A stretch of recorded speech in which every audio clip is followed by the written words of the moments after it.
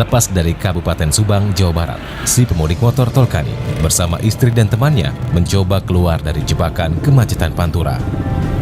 Kota tujuan Tolkani, Tegal, masih setengah perjalanan lebih.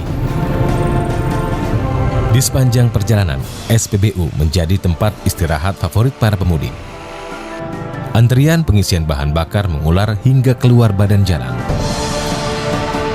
Banyak pemudik terpaksa membeli bensin eceran meski harga berlipat. Piro regane? Ya sarapopo sanyatane kepepet. Kan nggak ada pom bensin lagi. Kecil-kecil. Ini istri saya beli bensin harga 20 yang biasanya di pom 4,5 bisa nggak bisa harus dibeli karena nggak ada pom bensin lagi. Nggak ada pom bensin, adanya kemungkinan di Kemanukan atau di Indramayu. Selama arus mudik, kebutuhan BBM meningkat drastis untuk menyuplai migrasi bagi 22 juta pemudik. Sebagai antisipasi, PT Pertamina menyiapkan 3,7 juta kiloliter BBM bersubsidi selama bulan puasa dan Lebaran. Konsumsi premium yang biasanya kurang dari 80.000 kiloliter per hari mendekati Idul Fitri mencapai 100.000 kiloliter. Rata-rata ya dalam satu bulan itu 7% ya selama puasa dan Lebaran. Polanya memang yang unik ya, ada beda premium dan solar. Kalau premium di awal-awal puasa ini memang cenderung turun. Karena apa? Minggu-minggu pertama nih orang lebih senang di rumah. Nah ini akan mulai meningkat di pertengahan minggu kedua sampai puncaknya nanti di H-7. Solar sebaliknya di awal-awal puasa itu meningkat cukup pesat ya karena pergerakan pengiriman logistik, barang antar daerah dan sebagainya ini meningkat sangat pesat. Ya, tapi begitu H-7 itu konsumsi solar ini langsung drastis turun sampai H+7 karena memang angkutan barang sudah tidak diperbolehkan lewat jalur-jalur mudik. Ya, kemudian pabrik-pabrik sudah pada tutup.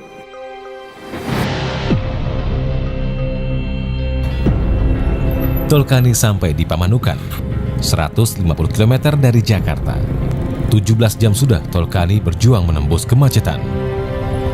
Jika dibandingkan jarak tempuh normal, maka dengan waktu 17 jam, Tolkani seharusnya bisa sampai di Tuban, Jawa Timur.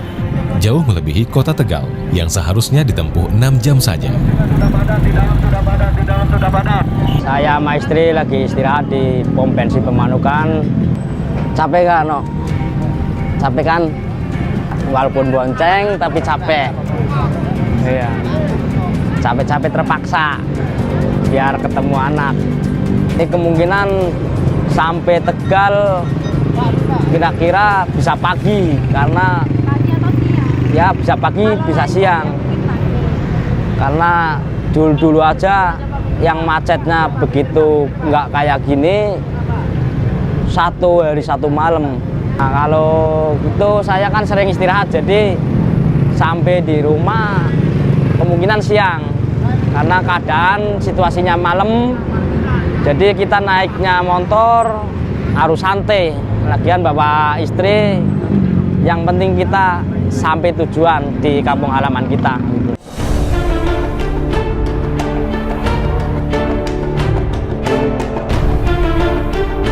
Untuk mengatur lalu lintas, polisi juga memantau arus mudik dari National Traffic Management Center atau NTMC. Polri memantau langsung keadaan jalur mudik melalui kamera CCTV yang dipasang lebih dari 40 lokasi strategis. Titik-titik pantau mulai dari Bakahuni, Lampung, Merak, Nagrek, Pasteur, Simpang Jomin, Kediri, hingga ke Tapang, Gilimanuk yang menghubungkan Jawa dan Bali. Tujuannya untuk memperlancar sistem pengendalian arus lalu lintas, serta menekan jumlah kecelakaan. Informasi dari NTMC yang juga disiarkan di berbagai media dapat menjadi referensi pemudik dalam memilih jalur yang akan dilalui. Ya, kita memanfaatkan sarana prasarana yang ada, baik melalui media elektronik, media cetak, juga melalui brosur-brosur kita sampaikan terutama mengenai rute mudik, baik jalur utama maupun alternatif. Apabila di depan ada yang trouble, kita himbau untuk masyarakat mengambil jalur lain. Juga menempatkan anggota pada lokasi-lokasi rawan macet yang diperkirakan padat itu anggota-anggota istilahnya pagar betis. Atau kita lakukan pengaturan sistem kontraflow. Kontraflow itu kita pasang barikade-barikade yang tidak permanen gitu kan. Termasuk juga berkoordinasi dengan pemerintah setempat. Pasar tumpah dan terminal, nah ini kita juga lakukan upaya-upaya sosialisasi, himbauan kerjasama, karena sifatnya kan sinergi, sehingga diharapkan semuanya bisa lancar. Sudah 2 hari di atas kapal, Akbar mulai dihinggapi kejenuhan.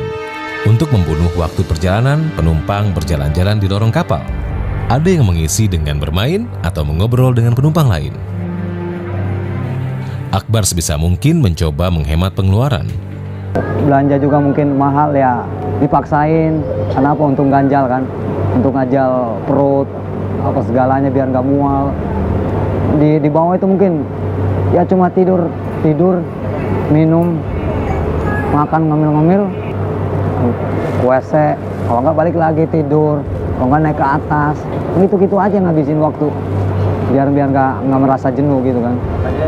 Televisi, satu-satunya fasilitas hiburan di dalam dek ekonomi, justru tidak berfungsi.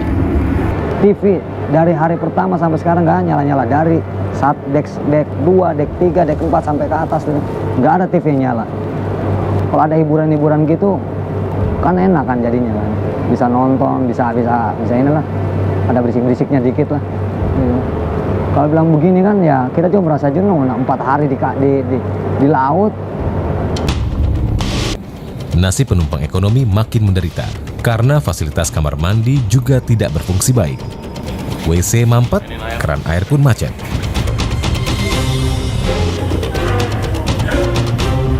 Itu semuanya mampet, air di mana-mana. Jadi kayak kubangan aja gitu di kamar mandi.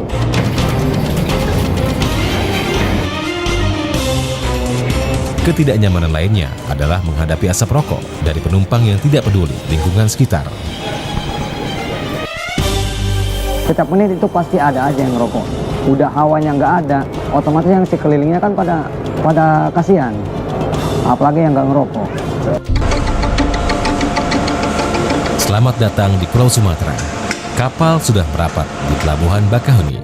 Kendaraan Gustaf keluar dari kapal dan Lampung menjadi provinsi pertama yang menyambut kedatangan Gustaf sekeluarga. Palembang masih sekitar 600 km atau 10 jam perjalanan darat. Gustaf memilih jalur lintas timur Sumatera. Rute perjalanan di lintas Sumatera berbeda dengan jalur Pantura. Tidak ada kemacetan di sini.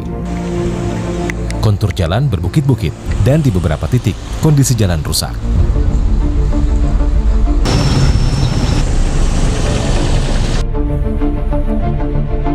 Kalau di Pantura kan kita kalau mau makan mudah.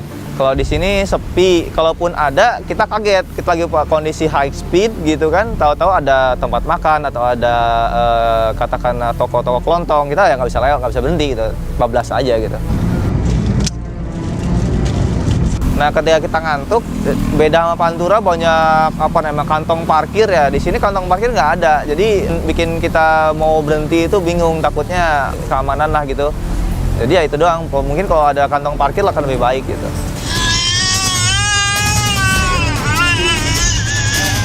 Rasa lelah juga mulai dirasakan kedua anak Gustaf.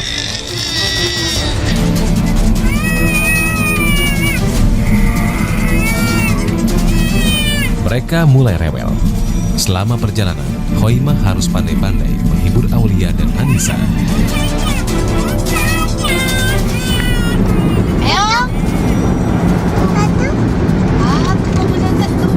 Mobil orang itu bagus aja ya.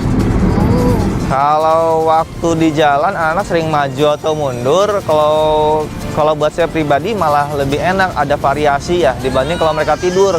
Kalau mereka tidur justru malah konsentrasi monoton gitu, bingung gitu, kayak nggak ada teman gitu.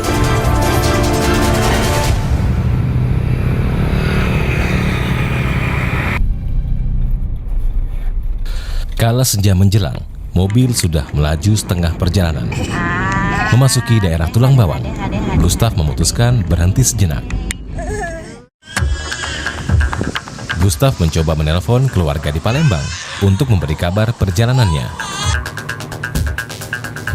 Selama musim mudik Lebaran, pemakaian jasa telekomunikasi meningkat menolong 3 kereta dalam satu. Dulu tradisi mengirim ucapan lebaran melalui kartu pos masih populer, tapi tren telah beralih. Kini masyarakat lebih mudah menelpon melalui telepon seluler atau mengirim ucapan lewat pesan singkat SMS dan jejaring sosial di dunia maya. Dikomparasikan antara lebaran tahun lalu maupun di hari biasa, semuanya mengalami peningkatan yang sangat signifikan, karena kami sadar bahwa sebenarnya pada saat orang melewati masa lebaran itu proses komunikasi meningkat karena mereka bersilaturahmi. Khusus untuk nelpon kita meningkat sekitar 140% dibandingkan hari-hari biasa. Untuk SMS juga kita meningkatkan kapasitasnya sekitar 60% untuk bisa menghandle sekitar 1,4 miliar SMS per hari. Kota Palembang masih 5 jam lagi. Gustaf kembali melanjutkan perjalanan. Namun berjam-jam menyopir membuat fisik terkuras dan konsentrasi menurun. Waktu itu kebetulan lelah banget dan kerasa, yang paling kerasa di mata sama kaki koordinasi udah nggak bagus ya koordinasinya. Kadang-kadang saya sempat oleng gitu kan, megang setir, akhirnya berhenti dulu lah gitu, lebih baik demi keamanan. Gustaf tak mau ambil resiko.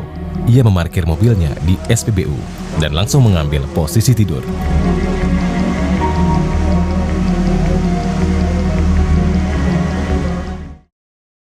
Sampai di rumah saya, rumahnya ini apa adanya rumahnya. Salim, Pak.